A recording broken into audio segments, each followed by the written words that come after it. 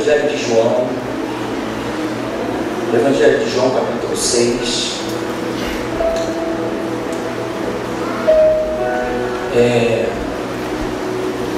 Vai ser uma palavra muito abençoada, porque ela já abençoou a minha vida. Algo que Deus assim, tem me revelado, uma palavra que vem do trono do Senhor. Não saia, não se distraia, porque Deus tem uma palavra para você nesta noite. Quantos dizem amém? A partir do capítulo, versículo 54. Nós adentraremos ao 66, isso, ele é direto, mas nós vamos ler pelo menos até o versículo 69. Vocês acharam, Senhor? Diz o texto, disse Jesus: quem comer a minha carne e beber o meu sangue tem a vida eterna, e eu o ressuscitarei no último dia. Pois a minha carne é verdadeira comida e o meu sangue é a verdadeira bebida. Quem comer a minha carne e beber o meu sangue permanece em mim e eu nele. Assim como o Pai que vive me enviou, igualmente eu vivo pelo Pai, também quem de mim se alimenta por mim viverá.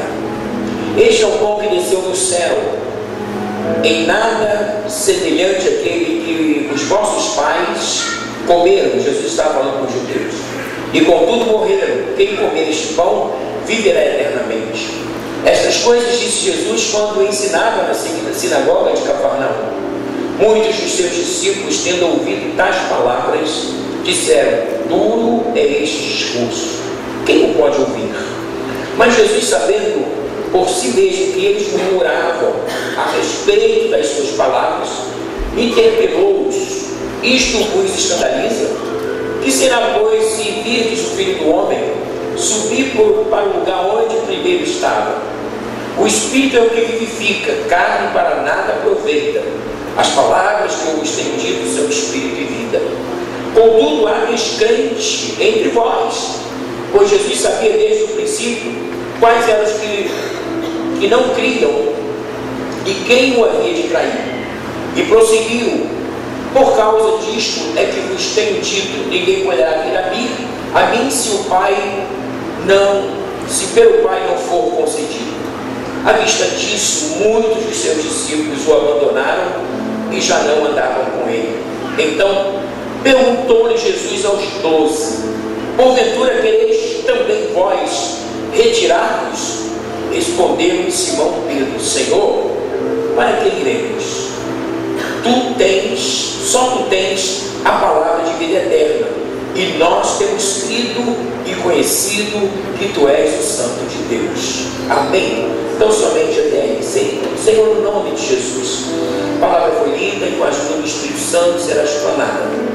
Que o Senhor esteja conosco, falando-nos de uma forma audível, que cada coração seja o alvo do teu favor, da tua graça, do teu milagre. Eu oro e peço que o Senhor por mais uma vez nos ajude, no nome de Jesus. Você pode dizer para o seu irmão: Deus tem uma palavra poderosa para nós. Eu queria trabalhar no tema escolhas certas em tempos difíceis. Recita comigo: escolhas certas em tempos difíceis. Nós temos aqui um texto que fala exatamente acerca dos discípulos que murmuravam contra Jesus por ele ter dito que era necessário que os homens comessem da sua carne e bebessem do seu sangue. Certamente Jesus estava fazendo menção à ceia que havia de vir. E notadamente nós vemos que quando você fala da multidão, porque no tempo que Jesus ministrava havia 3 tipos de grupos. Havia a multidão que vinha até Jesus, porque Jesus curava, porque Jesus lhe devolvia os seus mortos, porque Jesus ministrava uma palavra e, como eu tenho falado, Jesus lhes dava pão e peixe no final. Mas também havia o grupo dos 70, e também o terceiro grupo, o mais próximo, são os 12. Mas é interessante que nesse texto João nos traz uma observação. que, além daqueles que ficaram confundidos acerca do discurso de Jesus e se foram, eles não só se foram, mas eles influenciaram também alguns discípulos. Nós entendemos que essa influência se deu dentre os 70. E diz o texto que alguns dos seus discípulos indagavam uns aos outros, dizendo: por esse discurso, quem poderá ouvi-lo? E eles também se foram. No terceiro momento, Jesus também se volta para os 12, porque os 12 também estavam ali inseridos naquele processo. Sabe por quê, irmãos? Quando alguém murmurar de alguma coisa, seja de Deus, da igreja, de alguma pessoa, às vezes só por nós nos permitir, ouvir, sem nenhum reparo, sem nenhum acerto da situação, fica implícito que, ainda que a gente não esteja murmurando, mas a gente está se permitindo ser influenciado. Por isso que Jesus perguntou aos 12, porque de alguma forma não só os 70 foram persuadidos, mas também Jesus indaga aos 12: e vocês não querem ir? Vocês não vão fazer como um deles fizeram, ou alguns deles fizeram? E Pedro respondeu em bom som e alta voz: para onde nós iremos, se só tu tens a palavra de vida eterna? E para minha surpresa, eu desci do gabinete, estava atendendo alguns irmãos, e o hino que estava cantando era exatamente esse: para onde iremos, se só tu tens a palavra de vida eterna? Então Deus tem algo poderoso nesta noite, Eles não sabiam que eu ia pregar. Enfim, a gente quer trazer exatamente essas questões. Quando nós falamos de escolhas, nós sabemos que você só pode escolher aquilo que você faz comparação. Se você tem escolha entre o bom e o ruim e o bom, você, por uma questão racional, você vai escolher as coisas boas, Difícil é quando nós fazemos escolhas e não temos como fazer comparação. É como se fosse vencer ou vencer, avançar ou avançar o tipo. Você não tem escolha. Normalmente as escolhas fáceis são aquelas escolhas que você pode fazer comparação. É fácil quando você está no meio de uma escolha e você pode usar a razão, Tipo, entre tomar Coca-Cola e o refrigerante Flecha, é do tempo de vocês.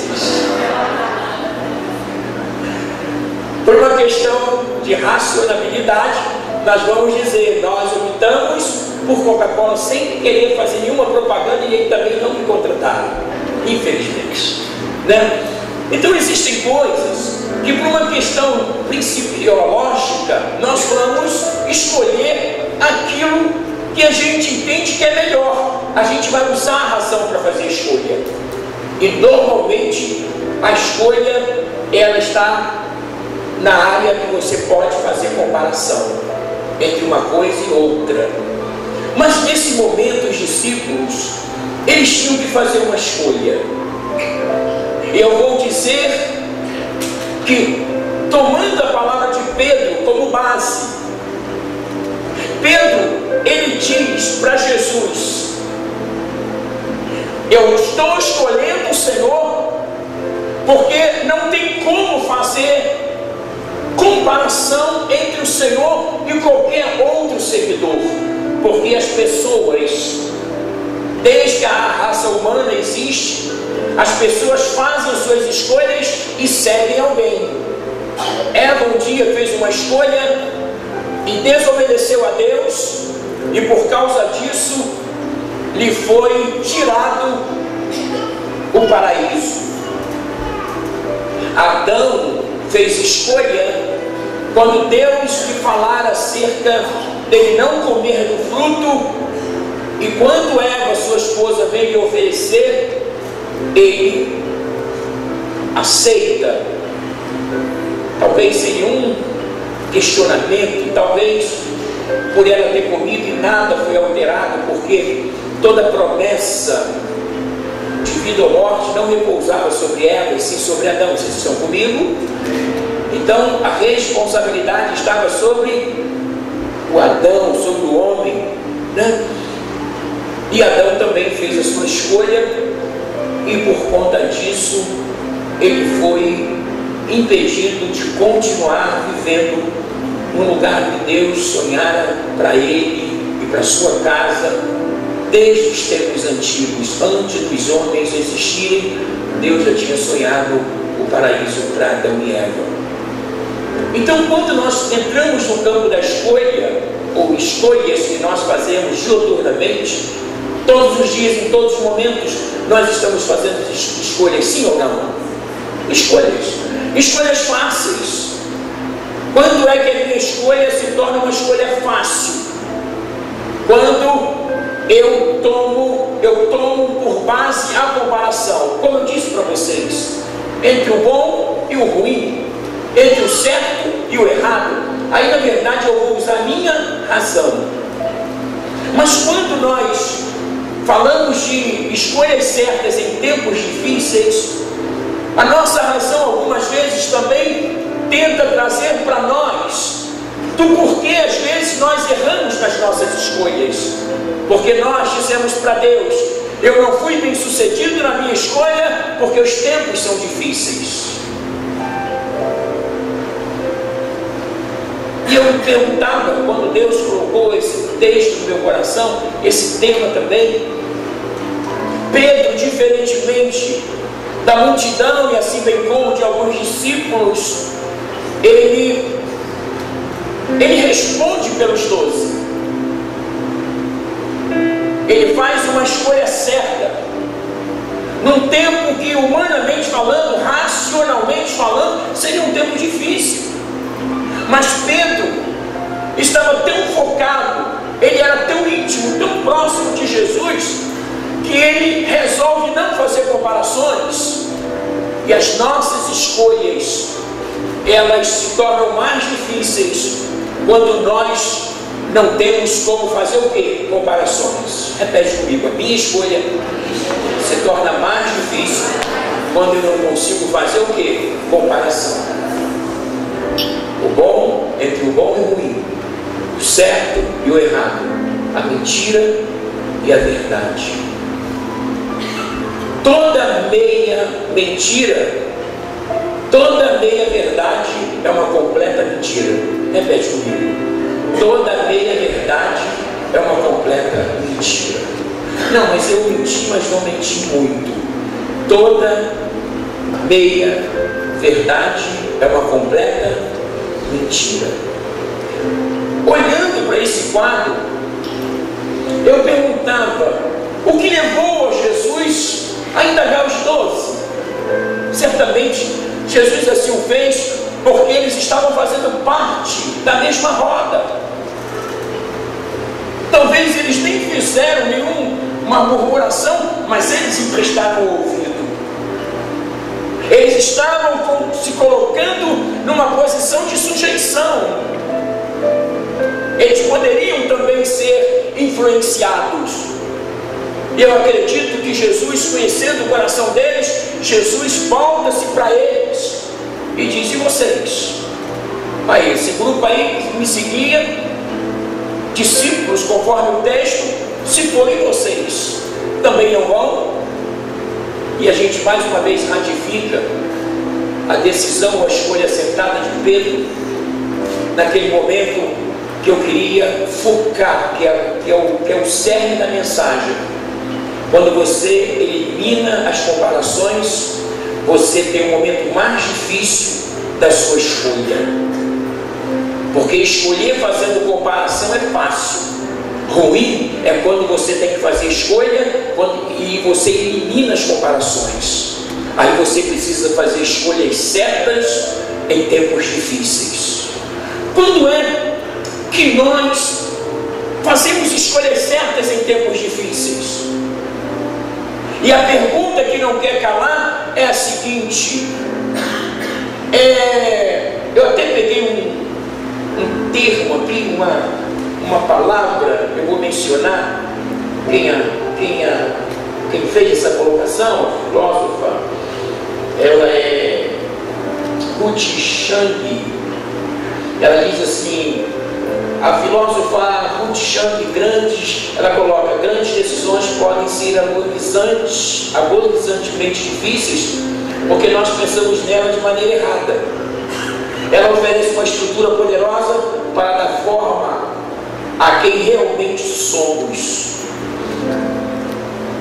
Decisões difíceis determina quem nós somos quando nós a fazemos de uma forma acertada. Ela define quem nós somos. Ela define para o lado de quem nós nos inclinamos. Ela define aquilo que nós defendemos como Pedro. E ela não para por aí. Vocês estão comigo? Ela diz: é aqui no espaço das escolhas difíceis que temos o poder de criar razões para nós mesmos, para nos tornarmos pessoas diferentes que somos. E é por isso que escolhas difíceis não são uma maldição, mas uma bênção. Você pode abraçar seu irmão e dizer para ele: escolhas difíceis não são maldições, mas são bênçãos de Deus para nós, porque são as escolhas difíceis que definem quem nós somos nesta geração. Aleluia, glória a Deus.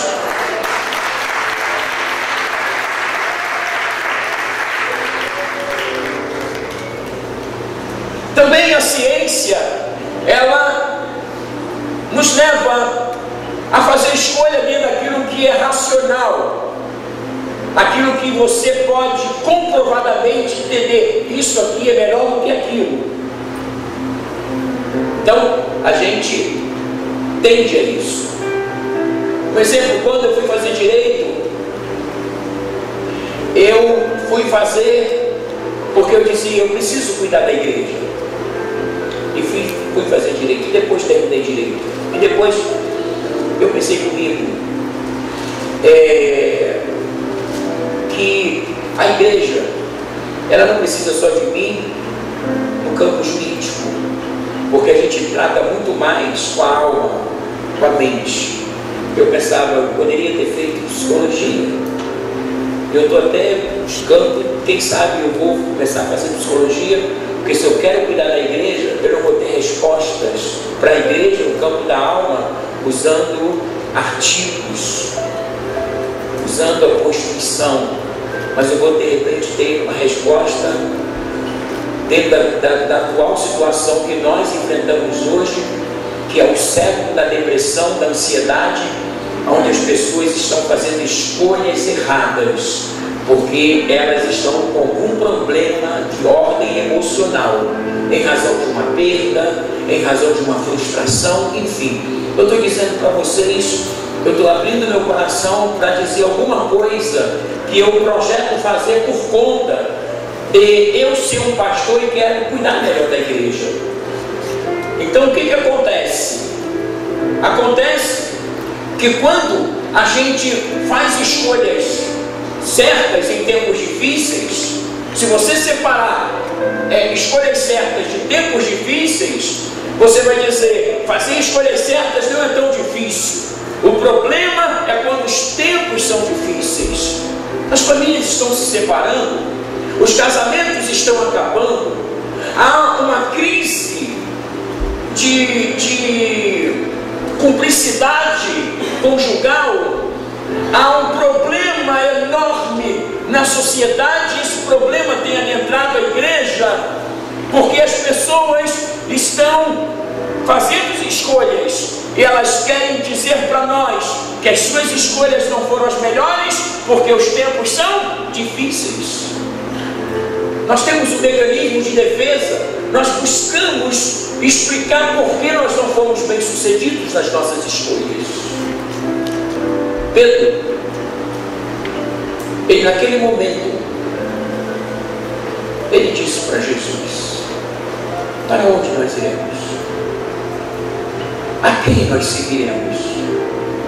Quem é que vai nos conduzir para o céu? Quem é que vai perdoar os nossos pecados? Quem é que vai remover as nossas dores? Quem é que vai escrever o nosso nome no livro da vida? Quem vai nos livrar desse cárcere dos traumas? Quem vai nos tirar do labirinto que a gente entra e não sabe por onde sair e a gente fica refém das próprias escolhas? E muitas das vezes a gente faz isso porque existe em nós um mecanismo de defesa quando a gente diz: eu não fui bem sucedido porque os tempos eram difíceis. E às vezes a gente faz escolhas erradas porque a gente tende a buscar a comparação, e a comparação ela te leva para o campo racional. Ela te leva para o campo racional, né? Ela diz: olha, a luz é melhor do que as trevas, por isso eu escolho a luz. Isso é racional. Mas quando a gente está vivendo uma situação que a gente entende que para ser bem sucedido como Pedro foi, a gente precisa excluir as alternativas. Se nós voltarmos no tempo e no espaço e perguntarmos para aqueles discípulos que viram Jesus curando, ressuscitando, que eles foram alimentados porque a palavra que Jesus lhes falava era espírito e vida, se nós voltarmos e perguntarmos para eles, remontando assim a história desse texto, nós iríamos isso, Esther. Nós iríamos perguntar para eles o que os levou a ir embora. Quem os convenceu? Simplesmente porque Jesus disse: quem come da minha carne e bebe do meu sangue tem vida eterna. E quando ele morrer, eu ressuscitarei a ele no último dia. Então Jesus está trazendo alguma coisa que seria o fundamento do cristianismo, porque o sangue e a morte do corpo de Jesus na cruz se transformaram em fundamentos do cristianismo. Diga comigo: assim como a ceia, o pão e o vinho são fundamentos simbólicos hoje, o sangue e o corpo de Jesus são fundamentos para nós vivermos uma vida eterna para Deus. E a escolha se faz aonde? Aqui. E os tempos são difíceis e você não pode errar na sua escolha. E você não pode errar na sua escolha. Os tempos são difíceis, mas o Senhor é conosco.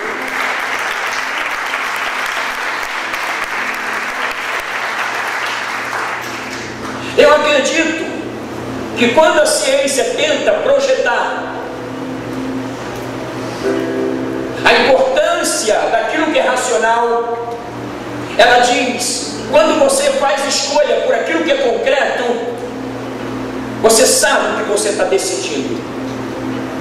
Mas quando você entra pelo campo dos valores, que nós vamos definir como um campo abstrato, o campo dos valores, é isso que Pedro usou naquele dia. Ele está falando do seu valor moral, do seu valor ético, do comprometimento que ele tinha com ele mesmo por aquilo que Jesus representava para ele.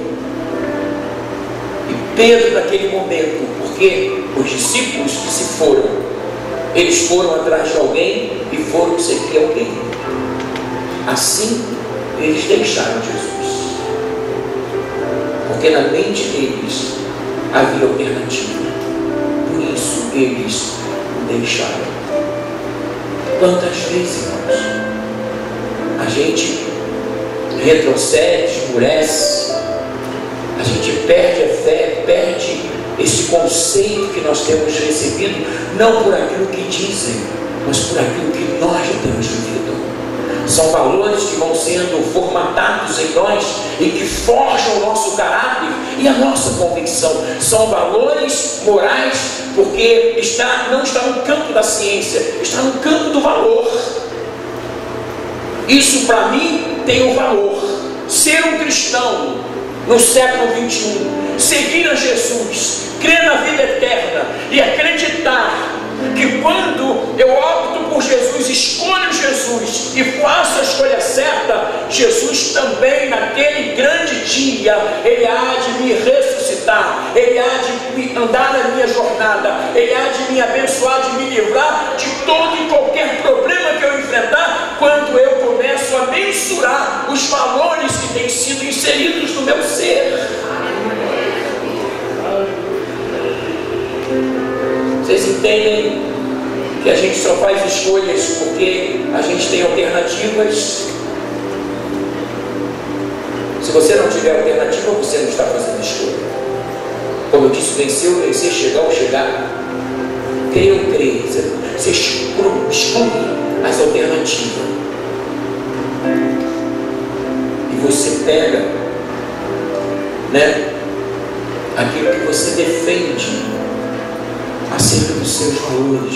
Nós, enquanto homens, nós, enquanto cristãos, os amigos que nos visitam nesta noite, quem é que não passou um momento difícil e que você tinha que fazer escolhas e que você entendia que você precisava resolver? Quando eu falei acerca de eu ter optado em fazer direito, não me arrependo disso, mas eu começo a entender que uma outra necessidade no campo da igreja surge. Eu preciso buscar de alguma forma uma formação para estar cada vez mais me habilitando para cuidar da igreja, porque eu tenho certeza que Deus me chamou para cuidar da igreja. E Deus te chamou para cuidar da sua família, Deus te chamou para cuidar da sua fé, Deus te chamou para cuidar dos seus valores, da sua empresa, da sua casa, dos seus filhos, dos seus netos, do seu futuro. Deus te chamou e te responsabilizou. Todo homem é moralmente responsabilizado por Deus nessa terra. Você é responsabilizado por Deus, querendo você ou não. Diga isso, não. Deus te deu uma vida, Deus te deu livre-arbítrio, Deus te deu a oportunidade de fazer escolhas. E às vezes nós fazemos escolhas sem pensar, fazemos escolhas sem mensurar o transtorno que elas podem trazer, fazemos escolhas desacertadas porque temos já na ponta da língua uma desculpa. Sabe por que eu não acertei? Porque os tempos são difíceis. Sabe por que eu não consegui vencer? Porque os tempos são difíceis. Sabe por que ninguém me compreende? Então você começa a trazer uma razão do porquê que a sua escolha, ou que a nossa escolha, não foi uma escolha certa. O que nós queremos trazer nesta noite? Porque o tema, ele é muito definido, é muito objetivo, Quando a gente entende o texto lido e a gente entende que o tema vai corroborar para que nós entendamos o que Deus quer falar. Deus, nesta noite, quer que nós estejamos revendo os nossos valores. A gente está vivendo um tempo, no século 21, que se propaga muito na mídia a necessidade de se reinventar. E no campo da psicologia está se propagando muito a necessidade de se redescobrir. E nesse momento que Pedro diz para Jesus: para onde nós iremos? Me mostra aí alguém que eu possa fazer comparação ao Senhor, alguém que é poderosamente importante para me introjetar no céu. Quem o Senhor poderia? A gente não vai entrar nesse mérito, porque Pedro assim não o fez. Mas eu quero dizer que muitas das vezes a gente usa esses argumentos hoje. Todos nós, quando fazemos escolhas, nós seguimos uma meta, nós seguimos uma decisão, muitas das vezes plenamente resolvidos de que aquela escolha foi certa. Aí você tem a convicção. Aqueles homens decidiram abandonar Jesus. Eles vivenciaram ao longo da trajetória deles ao lado de Jesus quantos milagres, quantas coisas. E quando a gente não está bem, e quando a gente se afasta, e quando a gente se auto-exclui, e quando a gente não se permite se oportunizar e voltar e rever, e se levantar, e retomar e refazer, a gente, sabe, a gente fica muito dentro desse contexto, como se nós nunca tivéssemos vivido nenhum milagre, como se nós nunca tivéssemos ouvido a palavra, e a palavra sempre nos alimenta, porque a palavra que Jesus fala, ela é espírito e vida. Você vai sair daqui diferentemente da maneira que você entrou, porque a palavra agora está cheia, enchendo o teu coração de certeza que você vai ter a melhor semana da sua história, porque Jesus vai te ajudar nesses tempos difíceis a fazer escolhas certas. Aleluia. Para onde nós iremos? Só tu tens a palavra de vida. Nós sabemos quem és tu, Jesus. Nós sabemos que tu és o Filho de Deus. Nós sabemos que só haverá vida eterna se a gente prosseguir em te seguir. Por que nós vamos seguir qualquer outro tipo de pessoa ou qualquer outro tipo de religião, se nós sabemos que só tu tens a palavra de vida? Pedro, nesse momento, ele está dizendo: eu não quero fazer escolha, ou a minha escolha já foi feita, e por conta dessa escolha que está implícita no meu coração, eu já decidi que eu vou excluir as comparações, as alternativas. O texto diz: caía do homem o levantar de Deus. A gente fica só no caía do homem, porque a alternativa, que é cair ou não, ou a expressão de defesa, ou o mecanismo de defesa que dispara na nossa alma, é o seguinte: se eu cair, Deus me levanta. Mas por que eu vou cair para Deus me levantar, se Deus quer me ver de pé todos os dias? Nós estamos provando a Deus, tentando a Deus, porque nós somos assim, homens dessa forma. E às vezes nós pegamos as escolhas difíceis e nós dizemos para Jesus, exatamente como essa filósofa traz para nós,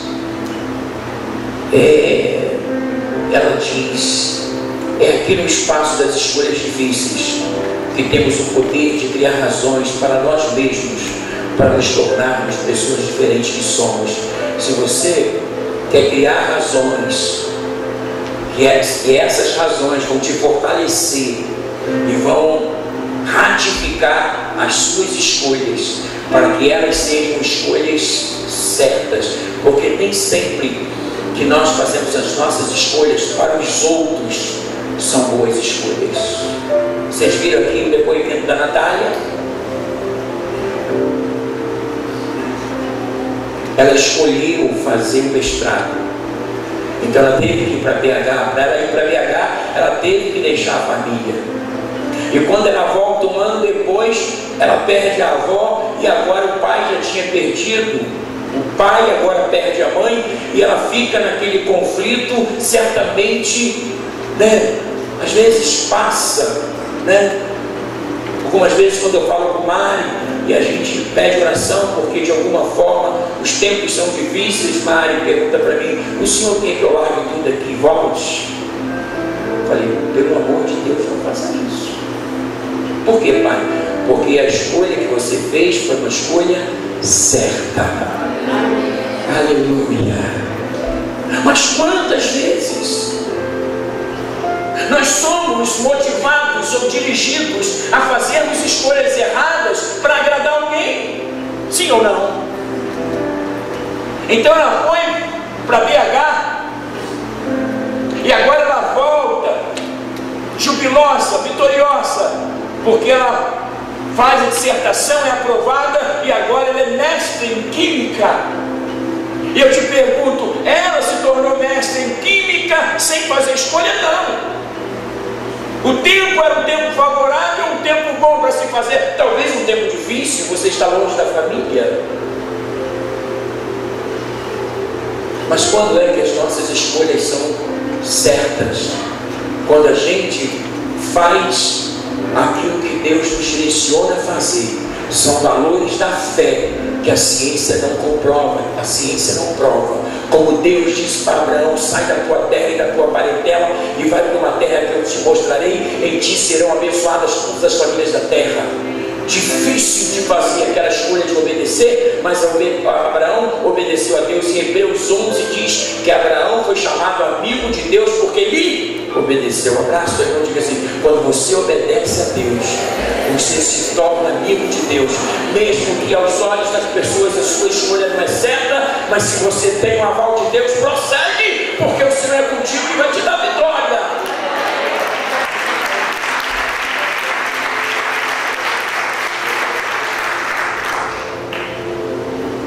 Escolhas fáceis são fáceis.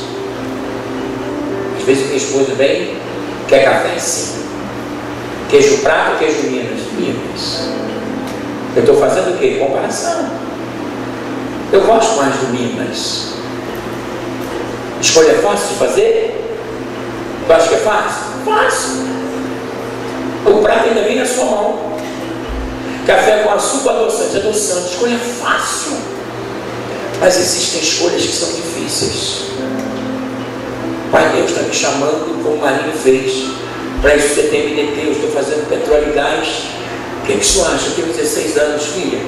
Deus está te chamando, obedece.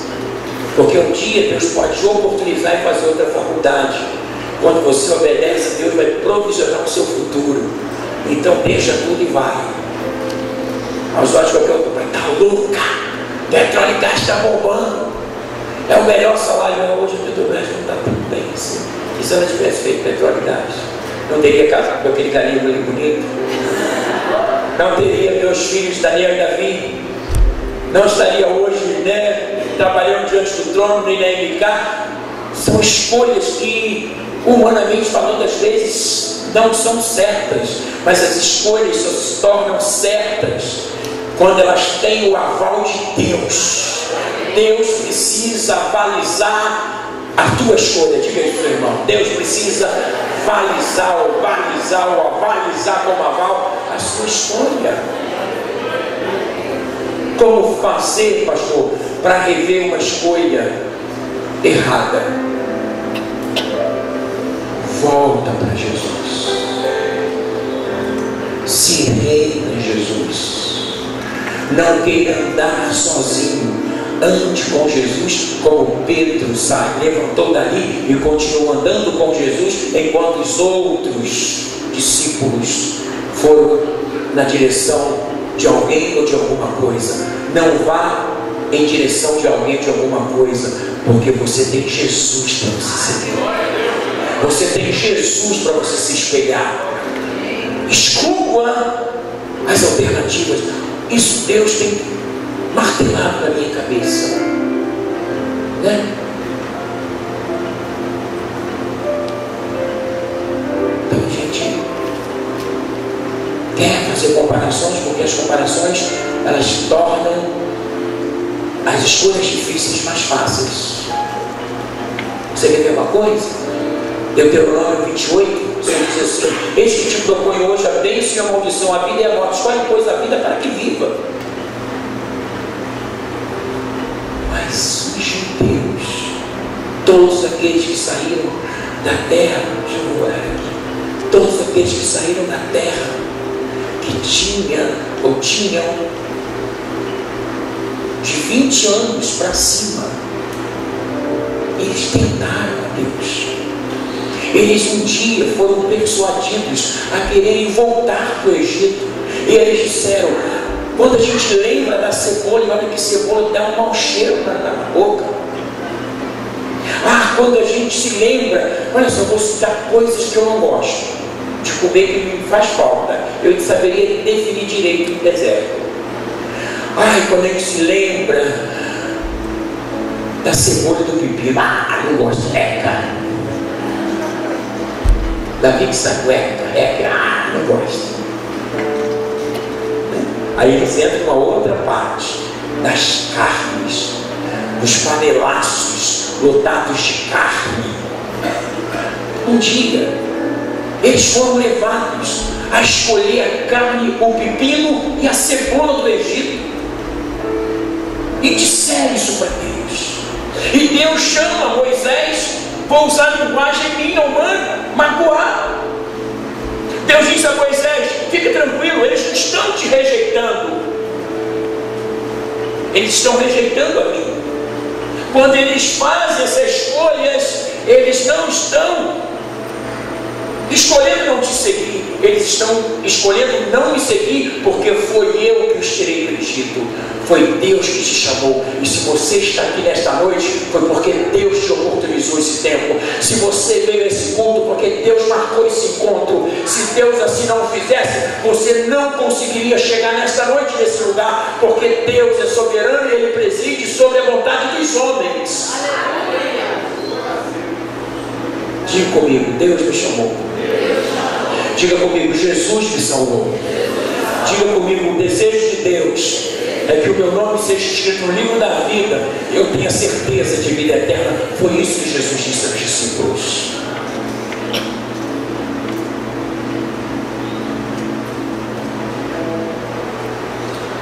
E finalizando aqui, tenha iniciativa, pois você não receberá ordens para todas as coisas. Nosso trabalho, fulano, faz isso aqui. Não é isso que fazem no colégio? Fulano, faz isso aqui. Beltrano, fica aqui. Fulano, envia isso para mim. Beltrano, vende essa empresa ou vende esse terreno. Fica fácil de obedecer quando as pessoas te dão ordens, mas nem sempre, ouça o que eu estou lendo aqui para a gente fechar. Tem iniciativa, pois você não receberá ordens para todas as coisas. Existem coisas que você não vai receber ordens, mas você vai precisar decidir, você vai precisar fazer a escolha certa. E quando é que você faz uma escolha certa? Quando você tem atitude. A fé é o firme fundamento das coisas que se esperam e prova das coisas que não se veem. Estamos resolvendo toda essa mensagem. Você como eu já tivemos escolhas fáceis de serem escolhidas, porque as comparações, escolhas difíceis, que são as escolhas difíceis que formaram o nosso caráter. Aceitar Jesus é uma escolha difícil dentro da lente do mundo, mas deve ser uma escolha que você deve fazer como Pedro fez. Só Jesus vai poder equacionar, resolver esse problema da minha alma. Eu nunca mais serei uma pessoa depressiva, porque eu quero Jesus. E quando Jesus entra na vida do homem, o homem se torna o homem mais feliz da terra. Então eu não quero criar uma alternativa, porque eu tenho certeza que só Jesus pode resolver o meu casamento, só Jesus pode resolver essa questão, só Jesus pode me curar. E Pedro sabia disso. Para onde você está indo? A quem você está seguindo? Que escolhas você tem feito? Pastor, posso? Tem como rever? Tem. Por isso que Deus te trouxe nesta noite. Quando você decide por Jesus, como diz Tiago, já encerrando, sujeitai-vos a Deus e resistir o diabo, ele fugirá de vós. E Tiago ele diz: achegai-vos a Deus e ele se chegará a vós. A escolha de vir, a escolha de aceitar Jesus, a escolha de você se firmar, meu irmão, minha irmã. Você sabe quem é Jesus. Você sabe que só Jesus pode proteger a tua casa, o teu casamento, a tua família. Eu não quero ser repetitivo, mas eu quero dizer para você: faça como Pedro, faça como Pedro, Para onde nós iremos? Se só tu tens a palavra de vida. Por que eu vou me prostrar e me desviar se só Jesus tem a palavra de vida? Ele me chamou desde o ventre da minha mãe. Levanta-te nesta noite, retoma a sua posição, viva uma redescoberta de quem você é, porque são em decisões difíceis, são as decisões difíceis que formam o nosso caráter, e elas dizem quem nós somos em Deus. Vamos ficar de pé. Para onde nós iremos? Para onde iremos nós? O louvor que nós cantávamos no início. E eu vou pedir Maria e Daniel que venham aqui orar pelas pessoas. Eles vão depois fazer o apelo para você vir. Você que é visitante, não vai embora. Como um discípulo, como Pedro, fique até o final. Como Pedro, decida por Jesus. Como Pedro, retome a sua bandeira. Não faça até transformar.